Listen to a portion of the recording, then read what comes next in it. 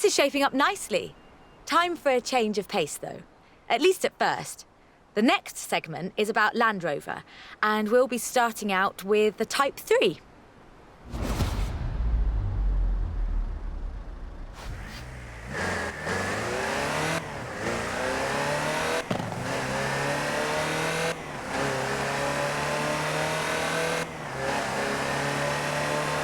Land Rover, the British sports utility vehicle.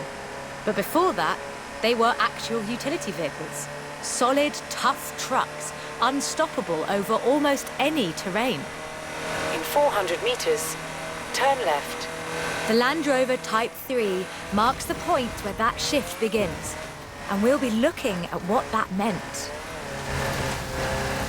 Turn right. Land Rovers have taken on almost every task imaginable. They've been generators, tractors and ambulances. They've brought peace and carried medicines to disaster zones. They've even been buses. Over 500,000 Series 3s were built, and over 70% of those are still on the road today. They were extensively exported and built under license abroad. Belgium, South Africa, even Australia and New Zealand. With a robust chassis and signature Land Rover engineering, the Type 3 also marked the first time that buyers could choose interior options, like seat box protectors and cubby boxes.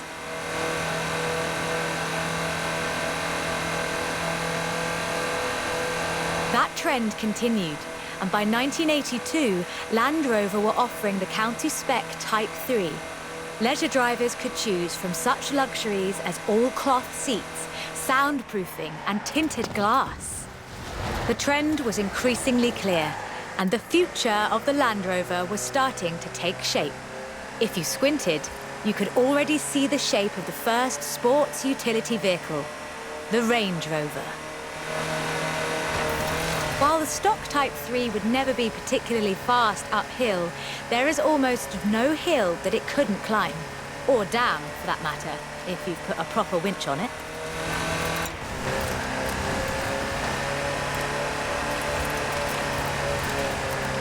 In 1978, a Series 3 was custom built for Her Majesty Queen Elizabeth II.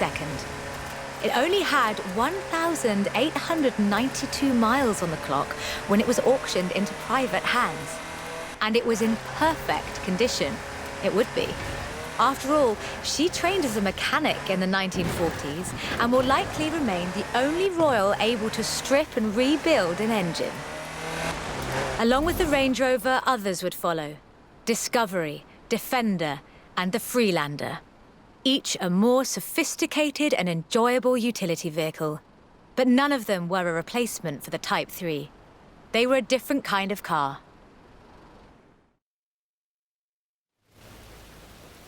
The Type 3 was arguably the first sports utility vehicle, an evolution of the design that would lead ultimately to this. The Bowler Nemesis, an off-road racing vehicle that turned into a production SUV, the Nemesis EXR. It sports a turbocharged 5-litre Land Rover Jaguar engine, crammed into a carbon fibre chassis with integral roll cage. It even has the grille, headlights and rear lights from a Range Rover.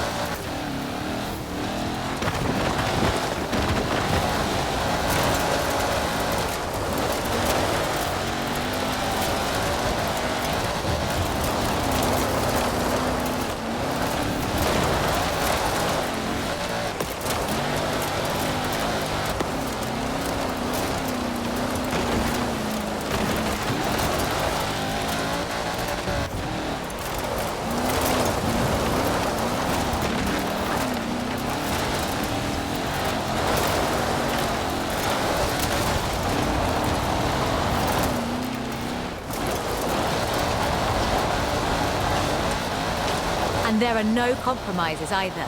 With a 0 to 60 time of an unreal 4.2 seconds, all-wheel drive, and the ability to corner near instantly, the Nemesis provides adrenaline and sheer terror in equal measure.